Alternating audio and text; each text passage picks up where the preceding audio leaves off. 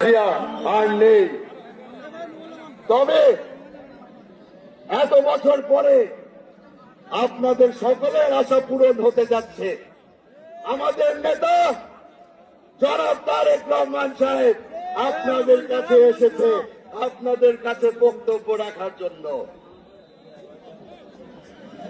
বক্তব্য অনেকেই দিয়েছে, সবাই আজকে নিজ নিজ এলাকার মানুষকে এখানে নিয়ে এসেছে।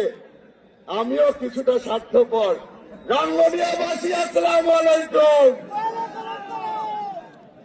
17 বছর বাংলাদেশ জাতীয়তাবাদী দলের নেত্রী বেগম খালেদা জিয়া আপনাদের জন্য, আমাদের জন্য, গণতন্ত্রের জন্য লড়াই করেছে।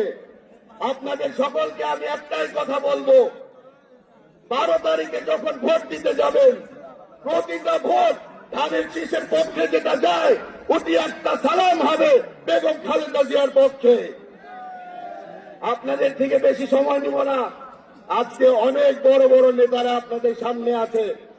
যাওয়ার আগে শহীদ সালাউদ্দিন কাদের চৌধুরীর স্লোগান আপনাদের সামনে দিয়ে যাচ্ছি।